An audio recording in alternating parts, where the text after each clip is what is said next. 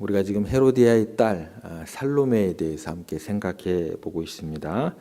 본문에 나오는 살로메는 급히 달려갑니다. 급히 달려가서 요한의 머리를 이제 헤롯에게 구하게 됩니다. 이때 헤롯은 살로메, 헤로디아의 딸 살로메의 그 전혀 아이답지 못한 이 요구 앞에서 당황하고 근심하게 되었다라고 이야기가 진행이 됩니다. 그런데 우리가 이제 그 근심했다, 당황했다라는 어떤 그 단어를 통해서 우리가 주목해야 될 것은 뭐냐면 이 헤롯의 그 당황함과 이 근심 자체가 이런 접근이 아니에요. 이 아이가 왜 이런 것을 요구하는가? 세례 요한을 머리를 요구할 수 있는가? 이게 아이 입에서 나올 만한 어떤 그런 소원인가? 아니 이 아이가 어떻게 된 거 아닌가? 이 아이의 입장에서 그런 측면에서의 근심과 걱정이 아닙니다. 예. 이게 우리가 좀 주목해야 될 부분이에요. 근심은 근심인데 그 근심과 걱정이 어느 측면이냐라는 거예요. 오늘 본문에 보면 헤롯이 근심한 이유가 나와 있죠. 26절 다시 보시기 바랍니다. 왕이 심히 근심하나 자기가 맹세한 것과 그 앉은 자들로 인하여 그를 거절할 수 없는지라. 뭐라고 그랬어요? 왕이 심히 근심하나 그 근심한 이유가 이제 뒤에 나옵니다. 자기가 맹세한 것과 그 앉은 자들로 인하여 그를 거절할 수 없느니라. 두 가지가 나와요. 예. 자기가 맹세한 것과 그 앉은 자들로 인하여 근심했고 걱정했다라는 거예요. 아이가 그 근심의 원인이에요, 아니에요? 아니에요. 예. 여러분 여기에 보면 우리 인간들의 참 어리석은 면들이 너무나 적나라하게 드러나 있어요. 심히 근심하고 있는데 그 근심 자체가 너무나 어처구니가 없게도 아이들을 위한 근심이 아니라 사랑하는 사람을 위한 근심이 아니라 누구를 위한 근심이에요? 헤롯 자신을 위한 근심이에요. 얼마나 이기적인 근심을 하고 있는지 몰라요? 얼마나 이기적인 걱정을 하고 있는지 몰라요. 여러분 같으면 아이가 왔어요. 여러분을 사랑하는 사람이 왔어요. 세례 요한의 머리를 구하는 이런 어처구니 없는 요구 앞에서 여러분들은 어떤 생각이 들 것 같으세요? 생각해 보시기 바랍니다. 어린 아이뿐만 아니라 내가 사랑하는 사람에게도 동일하게 적용이 되는 얘기예요. 사람들이 다 보고 듣는 데서 아무리 자기가 맹세를 했다고니 쳐도 그 맹세 자체가 야 이거 내가 맹세를 잘못했구나 라는 그런 생각이 들지 않았겠어요? 그런 요구를 들었을 때 내가 너무너무나 허무맹랑한 내 자신이 가득한 맹세를 했구나. 어떻게 여자의 춤 하나에 내가 원하는 거 다 주겠다. 내가 말을 잘못했구나. 실수했구나. 나라의 절반까지라도 주겠다라고 말을 했을까. 내가 큰 실수를 했구나. 이런 생각이 들지 않았겠어요? 그런 깨달음이 오지 않았을까요? 내가 말했지만 내가 아무리 사람들 앞에서 이야기를 했다 할지라도 내가 아까 실수했노라고. 내가 잘못했노라고.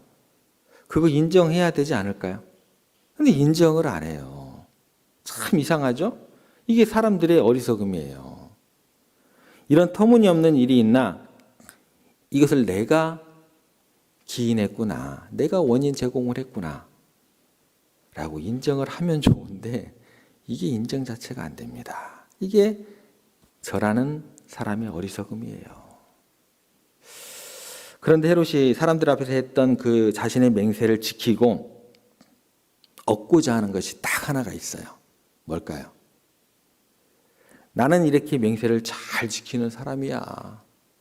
예. 그 포장을 하고 싶은 거예요. 우리들이 그래요. 나는 이렇게 신앙이 좋아. 인정하지 않으면 그게 인정이 되는 줄 알아요. 하나님 두려운 줄 모른다라는 거예요.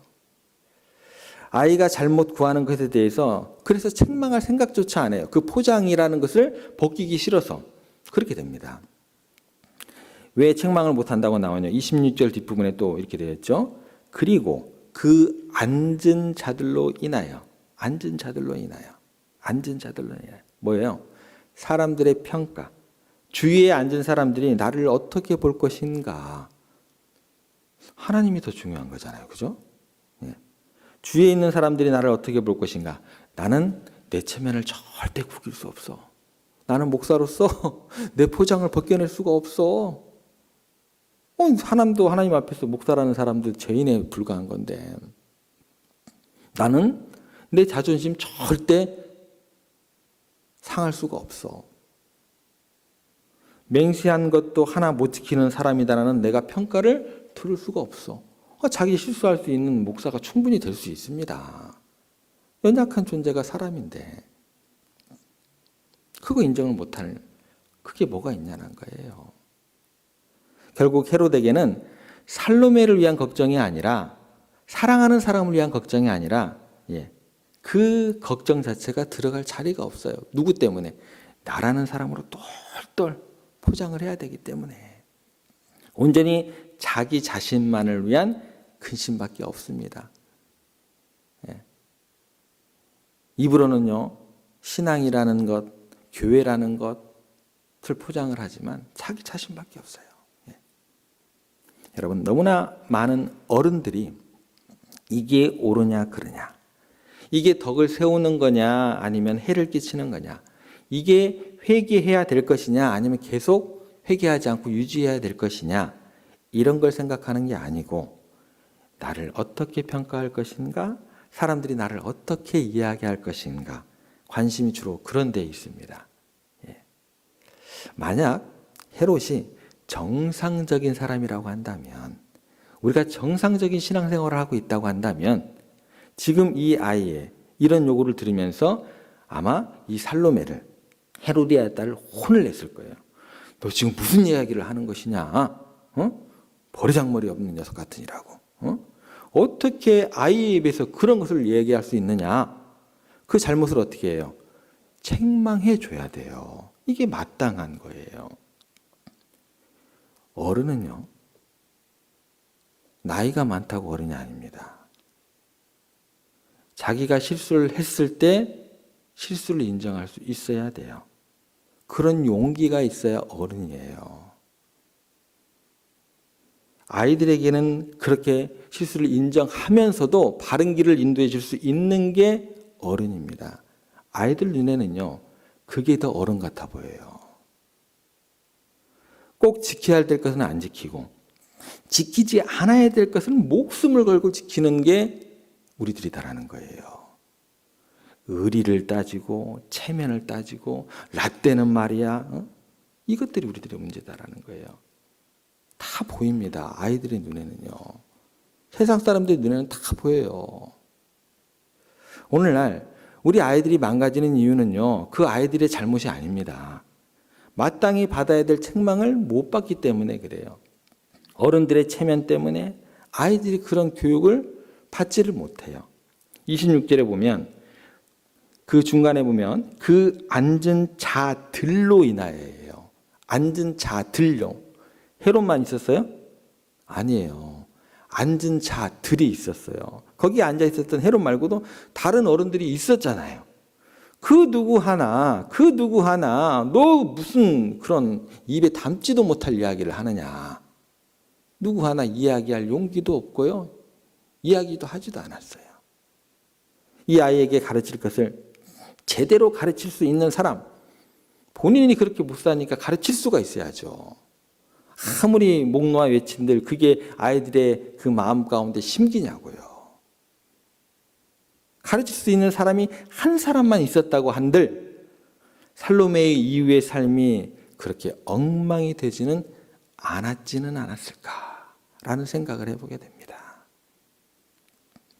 결국 어른들은 모든 것을 결정하는 데 있어서 누구 중심이에요? 자기 중심적이에요. 아이들의 인격이나 사랑하는 사람들의 인격이나 그 삶에 대해서 전혀 배려하지 않는 경우가 굉장히 많다라는 것입니다. 어느 시골 마을에 회의가 열렸습니다. 회의를 시작하기 한 30분 전에 한 사람이 회의가 열리게 될 장소에 와서 보고 문을 딱 열어보니까 어른들이 아직도 한 사람도 안 오고 거기에 아이들만 가득히 놀고 있는 거예요. 이 사람이 이야기합니다. 아무도 없네. 허참 하고 돌아갔어요. 그리고 난 다음에 한 10분 후에 또 한 사람이 왔어요. 문을 딱 열어보니까 아이들만 가득히 이제 놀고 있어요. 또 그대로. 아무도 없네. 또 돌아가는 거예요. 잠시 후에 또 한 사람이 와서 방문을 열어보고 아이들만 가득히 놀고 있는 거예요. 똑같이 이야기합니다. 아무도 없네. 그리고 가는 거예요. 방에서 놀고 있던 아이들이 야, 이상하다라는 생각을 하게 됩니다. 둘러보면 아이들이 가득하거든요.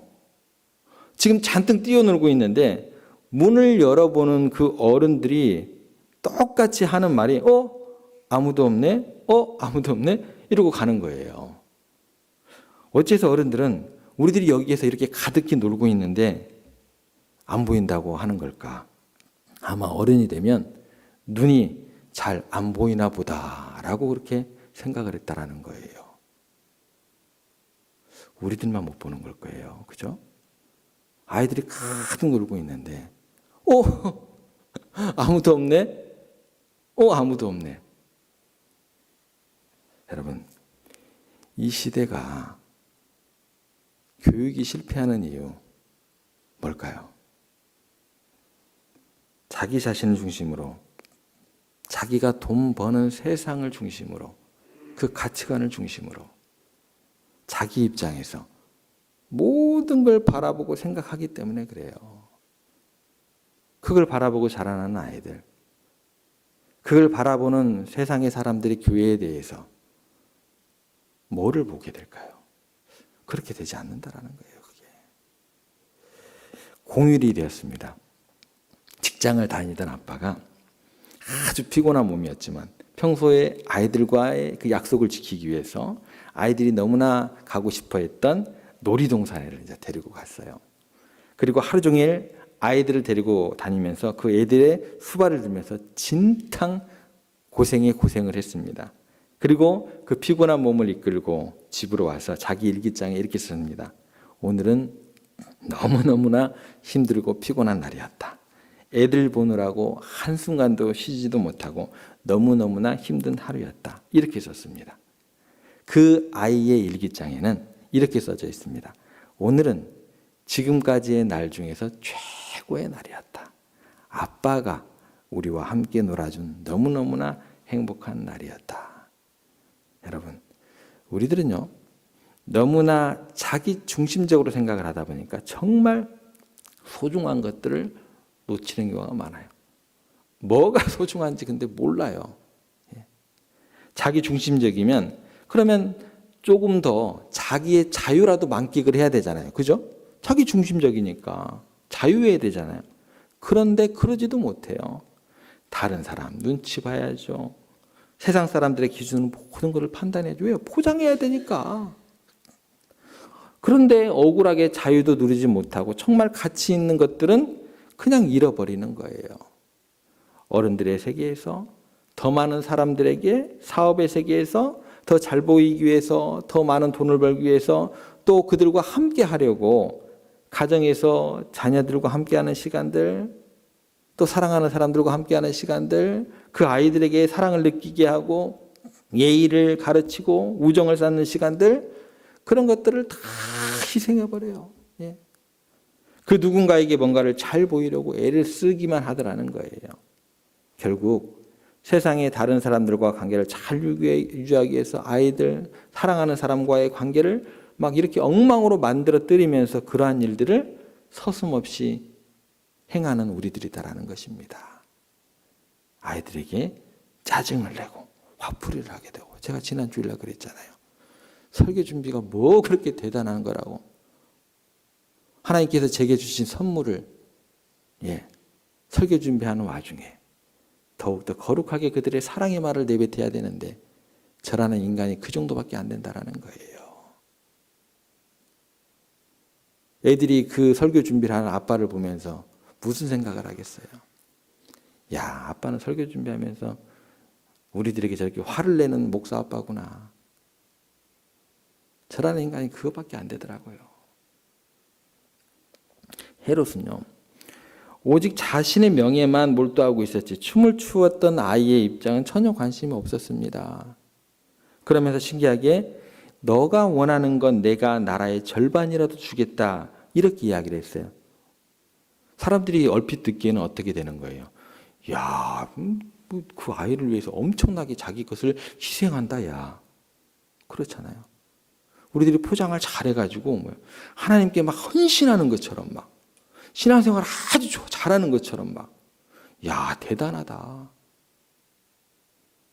다른 사람이 뭣도 모르고 있을 때는 그렇게 보이잖아요. 저라는 사람이. 야, 목사님 말이야. 그렇게 보이잖아요. 헤롯 왕이 그렇게 너를 위해서 내가 나라의 절반이라도 줄게. 와, 통 크다. 나라의 절반이나 줄어들겠다는 그 말 자체가 큰데 그런 넉넉함이 아니잖아요. 내게 주겠다 이 말은 뭐예요? 그 아이를 위해서 주겠다라는 게 아니에요. 그죠? 그 아이를 위해 주겠다는 말이 아니고 내가 이 정도로 야, 굉장한 사람이야. 나를 봐 이거예요. 나를 주목해. 그게 딱 원인 하나입니다. 내가 이 정도로 호탕한 사람이고 내가 이 정도로 맹세한 거 꼭 지키는 내가 멋있는 사람이야. 내가 신앙이 좋은 사람이야. 예, 그 포장이에요. 진짜 아이를 위한 게 아니에요. 진짜 우리가 하나님을 위한 게 아니다라는 거예요. 예, 그렇게 연결이 됩니다.